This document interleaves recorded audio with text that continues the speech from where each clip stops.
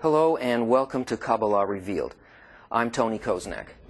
I'm a student, one of the students, of Rav Michael Lightman, who is the direct disciple of Rav Baruch Shalom Halevi Ashlag, who is the son and direct disciple of Rav Yehuda Ashlag, Bala Salam, better known as the Master of the Ladder, who was acknowledged as the preeminent Kabbalist of the 20th century.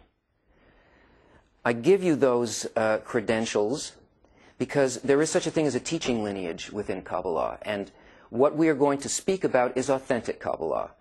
And we're going to give you a perspective, not of scholars, but of practitioners, people who are Kabbalists. And in this series, you'll get not only an overview of authentic Kabbalah, but also the keys, the basic concepts, the ways of approaching this wisdom so that it can open to you. Because it is a way of study, a way of thinking, and a way of feeling very different from our normal sense of things. And it requires, as any skill does, a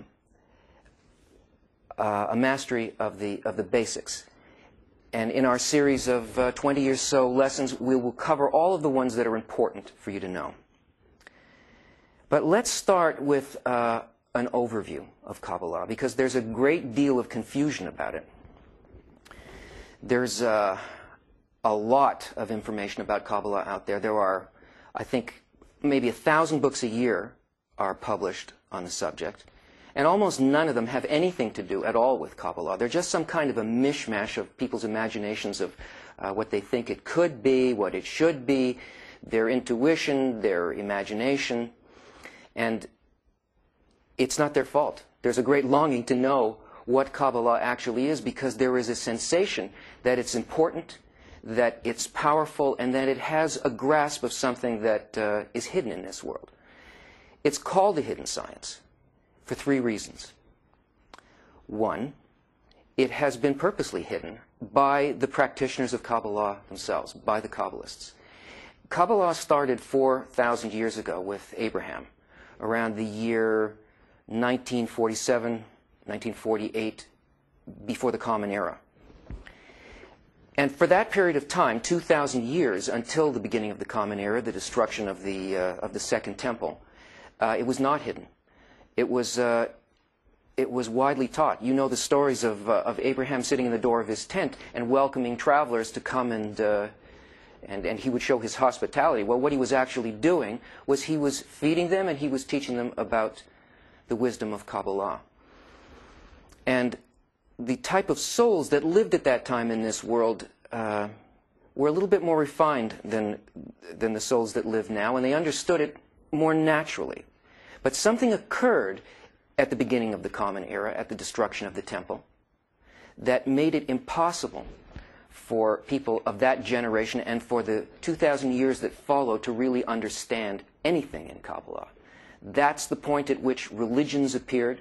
That's the point at which speculation about how this world works, what the universe is, what the creator is, and so on, grew up in the imaginations of people according to a particular principle that leapt to the forefront within the human being in their development. And this quality within people prevented them from understanding. And so the Kabbalists hid it. So if you don't have access to something, you still have the books. The problem is that it's also called a hidden wisdom because the books themselves are written in a very special language, unbeknownst to the people who are reading them.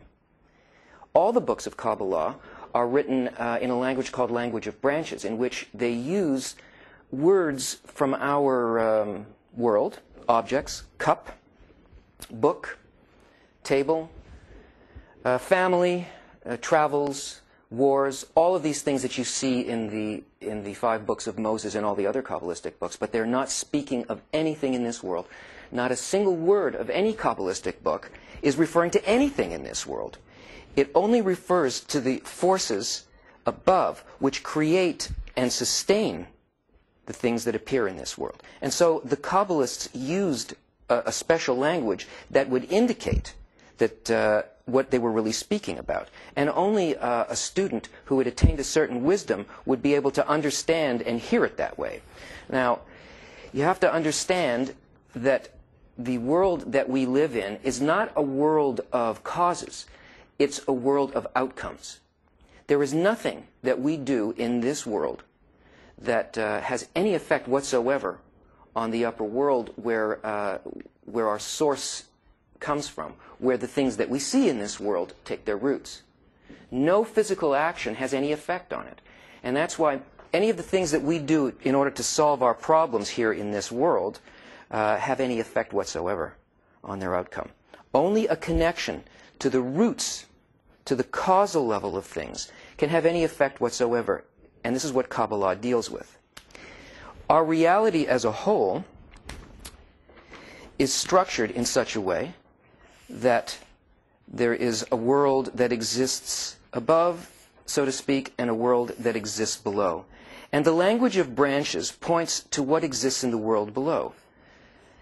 It speaks about this object, let's say a family. You'll read about it in the Torah. And the Torah appears to be the story of the Jewish people. Well, a family will move to a location called a land. But the Kabbalists are not speaking about this at all. They're speaking about the abstract forces above that actually create these things and make them occur. And only a wise student can understand what's really going on here. This is the branch level, and this is the root level. So, unless a person learns how to read and understand the key to this language called language of branches, they will continue to see things as they exist in this world. So, as a result of those two aspects of hiddenness of Kabbalah, and because of a